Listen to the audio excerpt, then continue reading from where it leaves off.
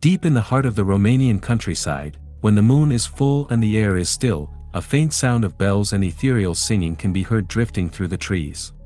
Most people lock their doors and avoid looking toward the meadows, for they know who has arrived. They are the vengeful maidens, supernatural beings of immense beauty and terrifying power. They are not ghosts, nor are they fully human, they are spirits of the air, keepers of a secret dance that no mortal man can witness and survive. They represent the wild, untamed justice of nature, and their legend has haunted the Carpathian mountains for millennia. Let's go deep into the well.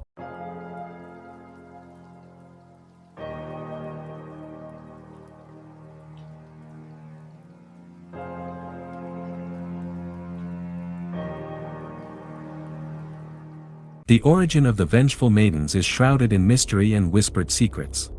Unlike other mythological beings, they have no names, for to speak their true names is to invite a curse upon your house. They are referred to only by collective terms like the fair ones, the powerful ones, or the maidens. Some legends say they are the daughters of Alexander the Great, cursed to wander the earth after drinking the water of immortality. Others believe they are spirits born from the wind and the moon, existing in a parallel reality that only touches ours during the night. They are described as incredibly beautiful young women, dressed in flowing white gowns, with long hair that glows like silk. They travel through the air, their feet never touching the ground, moving with a grace that is both hypnotic and deadly. Their presence is often preceded by a sudden whirlwind or the smell of wild herbs and flowers.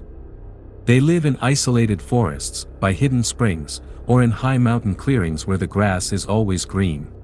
They are the ultimate professional outsiders, a collective that exists beyond the rules of human society, governed only by their own ancient laws and a shared desire to protect their privacy at any cost.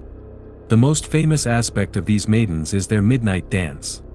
They gather in remote clearings under the light of the full moon to perform a ritual known as the Dance of Fire. They move in a circle, their movements so fast and intense that they create a vortex of energy. This is a functional ritual designed to recharge their supernatural powers. The ground where they dance is permanently altered by the intensity of their magic. After they depart, a circle of scorched earth or unusually dark, bitter grass remains, known as the Circle of the Maidens. No plants will grow there for years, and even animals will refuse to graze on the spot. If a human accidentally steps into one of these circles, they are said to be marked for life. The maidens are intensely protective of their ritual space. They do not seek out humans to harm, but they have zero tolerance for intruders. Their dance is a professional secret of the spirit world, a ceremony that maintains the balance of the natural forces they represent. To witness this dance is to commit the ultimate transgression, an act of voyeurism that the maidens punish with calculated and devastating precision. The punishment for crossing the vengeful maidens is as swift as it is cruel. They do not kill with weapons, they kill with enchantment. If a man happens to stumble upon their midnight dance, he is immediately captured by their hypnotic singing and forced to join the circle. He is made to dance until his heart gives out or his mind snaps under the pressure of the supernatural speed. Those who survive the night are never the same. They are often found the next morning in a state of permanent paralysis or madness, a condition known as being taken by the maidens. Their limbs become twisted, their voices disappear, and their eyes remain fixed on a world that no one else can see. This is the ultimate functional deterrent. The sight of a broken man serves as a warning to the entire community to respect the boundaries of the invisible world. The maidens operate with a shared sense of justice that lacks human empathy. They do not care if the intrusion was accidental or intentional. To them, the sanctity of their ritual is absolute. They are the architects of a silent execution, transforming a mortal life into a living monument of their power. While they are often seen as malevolent, the vengeful maidens also play a critical role in the moral fabric of rural life. They are believed to be the punishers of those who break the sacred traditions or fail to respect the cycles of nature. There are certain days in the calendar, particularly around the midsummer festival, when it is forbidden to work in the fields or perform household chores. These are the days dedicated to the maidens, and those who ignore these rules are said to be visited by them in their dreams or struck down by sudden illnesses. This creates a shared culture of respect and fear that keeps the community in line. The maidens are the enforcers of a spiritual order that predates modern religion. They represent the idea that the earth is not a resource to be exploited, but a living entity with its own guardians. Their existence is a functional necessity for a world that has lost its connection to the wild. By instilling a fear of the dark and the unknown, they ensure that certain parts of the world remain wild and untouched. They are the silent partners in a pact between humanity and the environment, a pact that is signed in the scorched grass of their dancing circles. The power of the vengeful maidens is particularly strong during the night surrounding the Pentecost or Rusalii. During this time, it is said that the maidens travel across the country in great swarms, their singing filling the night air with a melody that can drive a person to despair. To protect themselves, villagers use a variety of traditional remedies. They carry garlic in their pockets, tie wormwood around their waists, and avoid sleeping under isolated trees or near running water.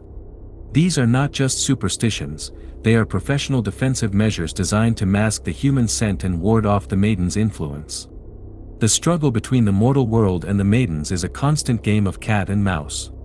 The people have learned that they cannot fight the maidens with strength, so they must use cunning and the protection of nature itself. This shared knowledge of protection is passed down from mothers to daughters, creating a parallel system of defense that mirrors the clandestine nature of the maidens themselves. The use of herbs like wormwood is a functional secret that has allowed communities to coexist with these terrifying spirits for centuries without being completely destroyed by them. One of the most fascinating theories about the vengeful maidens is that they represent the forgotten goddesses of an ancient, matriarchal world. Long before the rise of modern states and organized religions, the people of the Danube Valley worshipped powerful female spirits who controlled the weather, the harvest, and the fate of men. As society changed and became more patriarchal, these goddesses were pushed into the shadows, transformed by folklore into the dangerous and vengeful beings we know today. Their anger is the collective resentment of a power that has been marginalized and misunderstood. Their midnight dance is a reclamation of that power, a moment where they can once again rule over the land without interference. This historical depth adds a layer of tragedy to their legend. They are the remnants of a lost civilization, a sisterhood of spirits that refuses to fade away. Their vengeful nature is a reaction to the loss of their status, a way to remind the world that the old gods are still watching from the edges of the forest. They are the keepers of a spiritual history that is buried deep in the soil of the Balkans. The interaction between the vengeful maidens and the world of traditional music and dance is profound. Many of the most complex and energetic folk dances in Romania, such as the Călușari, were created specifically as a countermeasure to the maidens' influence. The dancers, all men, perform a series of high-intensity movements that are designed to mimic and break the enchantments of the maidens. They carry sticks and wear bells on their legs, using the sound and the rhythm to create a protective barrier around the community. This is a professional response to a supernatural threat. The Călușari are essentially spiritual soldiers, trained to fight an enemy that cannot be seen. Their dance is a functional tool used to heal those who have been struck by the maidens and to purify the air of their lingering presence. This creates a fascinating dynamic, a male-driven ritual designed to combat a female-driven magic. It is a battle of energies that takes place every year, a public performance of a secret war that has been going on for thousands of years. The music itself is a code, a series of notes and rhythms that act as a shield against the maidens' hypnotic song. In the modern world, the legend of the vengeful maidens has taken on new meanings. In an age of rapid urbanization and the destruction of the natural world, they have become symbols of the environment's resilience. They represent the parts of nature that cannot be tamed, paved over, or understood by science. Paranormal researchers and folklorists continue to visit the isolated villages of the Carpathians, looking for evidence of the maiden circles and interviewing those who claim to have heard their singing. While many dismiss these stories as mere fairy tales, for those who live in the rural heartlands, the fear is still very real. The maidens are a functional reminder that we are not the masters of the earth. They represent the unknown variables that can still disrupt a human life in an instant. Their story is a professional secret of the landscape, a narrative that explains the unexplainable and gives a face to the primal forces of the wind and the moon. As long as there are dark forests and silent meadows, the legend of the vengeful maidens will continue to grow, a shadow that falls over the world every time the moon is full. We reach the end of our journey into the world of the fair ones. The sun is beginning to rise, and the ethereal singing is fading back into the rustle of the leaves. The maidens have returned to their hidden springs and their mountain peaks, leaving behind nothing but a circle of scorched grass and a sense of profound unease. Their story is a code that we may never fully break, a mystery that sits at the intersection of history, psychology, and magic. They are the ultimate professional outsiders, a sisterhood that has survived through the power of silence and the strength of their shared identity. They remind us that there are still depths to the world that we have not explored, and secrets that are better left buried. The vengeful maidens are the guardians of the night, a reminder that the well of history is deep, and the water at the bottom is often cold and dark. They are a witness to the enduring power of folklore and the human need to explain the mysteries of the natural world. They show us that the past is never truly gone, it is just waiting for the moon to rise.